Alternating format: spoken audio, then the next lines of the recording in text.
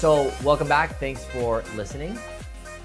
I wanted to talk about a concept that has been present in my head because, funny enough, because of the weather in Dallas. So we woke up this morning, we thought we were done. So a few days ago we had, I think it happens every year in the DFW area, to where there's like a week or 2 weeks of nasty, like crazy bad winter weather. And a lot of people out of Texas, they'll judge us because they'll say it's always warm, but that isn't true.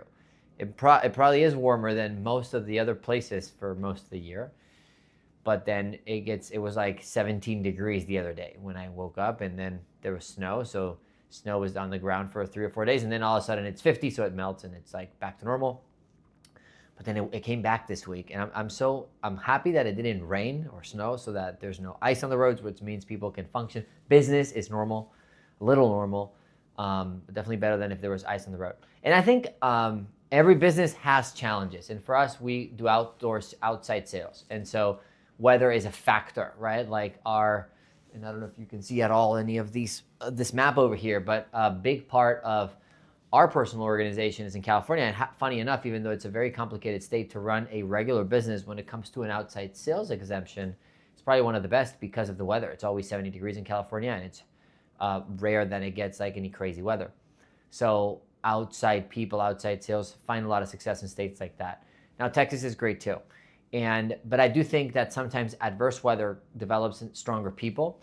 And in our business specifically, we find that most of the ownership people, most of the people in management, they become stronger after coming out of a tough winter or coming out of a tough season weather-wise, because it does weather it doesn't determine, I would say, for door to door.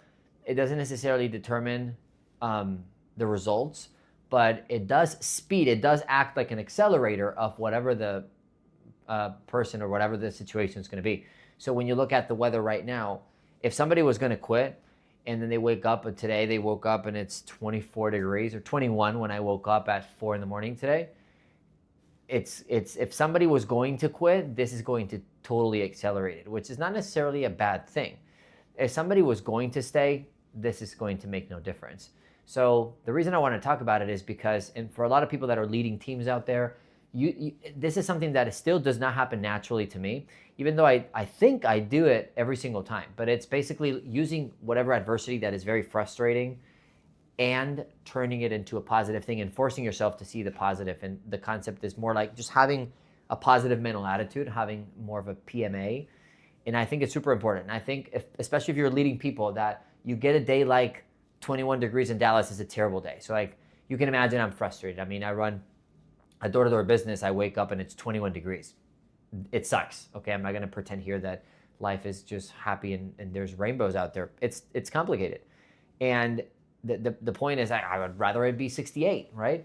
But the thing is that it does showcase a great opportunity, first of all, to be thankful to the people that you're working with when there's, again, for us, it's severe weather. But for you, it could be that. It could be really any adversity that's frustrating to you. Because if it's frustrating to you as a manager, just imagine how frustrating it could be for somebody underneath you, or if you're the leader of a team or of a department or whatever. And I think it's very important today. Unfortunately, I realize some of the guys that I'm talking to, I caught them off guard, and all I was doing is saying, hey, you know what? Thank you guys for coming in today, because it was a very good chance for you to stay home. We would have not said anything if you would have stayed home today, because we understand it's crazy weather, and like your family probably doesn't want you out, and for you to fight, like it does show an extra level of commitment, a discretionary effort. And that's very hard to pinpoint on a regular day. It's impossible to pinpoint when things are going great and when sales are through the roof and when results are there and the close rate is high and all of that. But the only, or maybe one of the positive things about adversity, in our case, something like this, is that it does give you an opportunity to see who's really in it to win it. And the problem is, as a leader, manager, supervisor, you have to deal with not getting any of the good results. You might, but you should not expect it to get any of the good results during that time, to probably have to come out of pocket for a lot of expenses, probably deal with a lot of extra crazy excuses and reasons why people don't want to work, and still look forward and still be able to pull through and not be frustrated. Because again, at the end of the day, it is so important that under times of adversity, and again, it still costs me like everything I got, it cost me every book I've ever read to like show up on a day like today. And after I get 7 extra people to call out, after I get people quitting, people, all of this that would have been totally fine if it's 70 degrees today, it's something I cannot control. So the more I frustrate about something I cannot control, the more emotional decisions I'm going to make versus logical. So I have to force myself still, and I've been doing this for 7 years, and it freaks me out how hard it is every single time to like, you know what? I have to be the positive person. I have to be the person bringing a smile. I have to be the person bringing the fire and the energy into the meeting, into the atmosphere, because if I don't do it, people for sure are not going to do it. And so if you're even an aspiring leader or somebody that's moving up, like you have to be the person.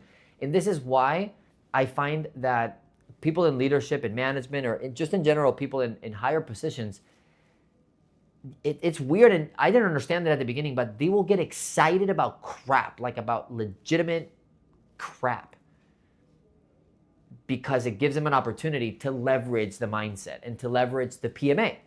And I think it's so important. And again, the problem is I don't have scientific proof. I cannot give you a stat that tells you that in 4 days sales will double, or the people in 90 days will be stronger mentally. I'm sure there's some software we'll probably need. This is probably me yelling that we need a better software, but I don't have any of those stats. Like I'm sure there is a way to prove it, but we don't have any of it. I've just seen it over and over and over and over and over, that tough situations develop better people. And however, that does increase risk, equals turnover, equals money out of pocket, equals loss, equals problems, equals complaints. However, it does equal stronger people, and the only way to get stronger people is to do that. And you know, I saw a video by Alex Hormozy, and he was talking about, hey, imagine you could talk to the creator of the universe, and you would talk to God, and you would talk to him and say, hey, like, give me a good life, give me a great life. What would he do? Would he put you through easy things? He would put you probably through hard things so that you can then appreciate life. And so, again, it's so hard, so simple, but again, if you can train yourself, I'm not saying to go be a maniac and go look for challenges. And some people even like go so far to make things up to become a problem so then they can become the hero. I'm not saying that. But if you're in a situation where you find yourself complaining a lot, if you can flip that as a part of your growth trajectory or your journey, if you can flip that in reverse and train yourself to be excited, we go door to door. So like, you got to go from being upset about getting kicked out of an area to figure out a way to be excited, because that gives you an opportunity to prove that you can still get the job done with less time and less resources. And especially if you're duplicating or training. And again, most of you in leadership or in management, like your goal is to, you know, find people that can do your job and replace yourself. And a lot of replacing yourself is going to be, how do I react to challenges? Because everybody knows how to react properly when there's a positive thing happening. Everybody knows to clap when things are going great. But it's clapping when things are going wrong. And one of my mentors also, Raf, who you had him on a podcast here a few weeks ago, I remember walking into his office one day a long time ago, right before he even knew of me. And it was a winter week like this. And they were working with a company that was doing deliveries, and they only get paid on deliveries. And it was drop shipping, basically. And I remember the week that there was a complete freeze in Dallas. And in Texas, when we do freeze, roads freeze, nothing, like no one drives. Everyone stays home. So for drop shipping, it's pretty terrible for carrier companies. And I remember that him and his business partners, I think it was him, his twin brother, and 2 more people in the room. And I was just there watching. And I remember them getting in a room, closing the doors. And I'm like, wow, this is going to be a great meeting. And he was jacked up out of his mind.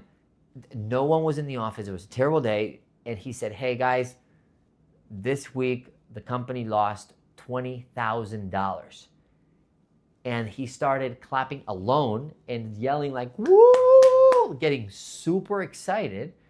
It was so awkward because his twin brother, everybody was looking at him like, what?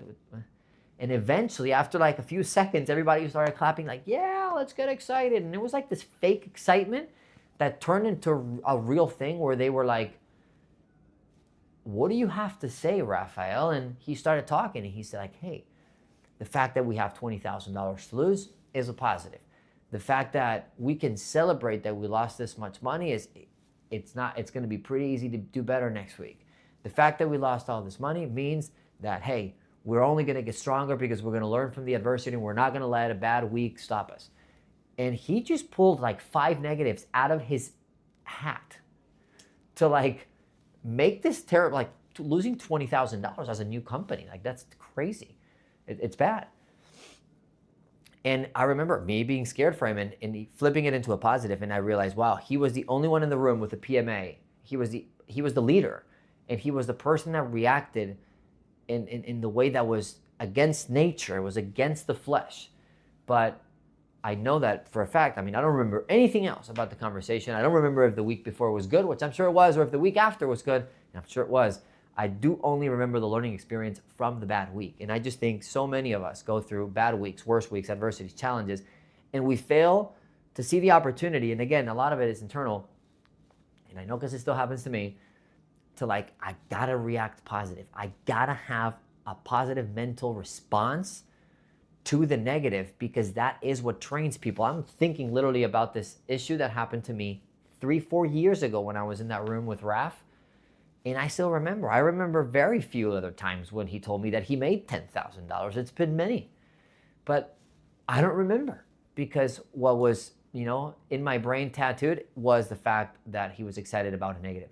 And now I look at his team and I look at everything. I mean, he was a big influence to my life, and I realize everything we've created is around people that have responses to issues like that. We have people visiting today. We have people visiting from all over the country.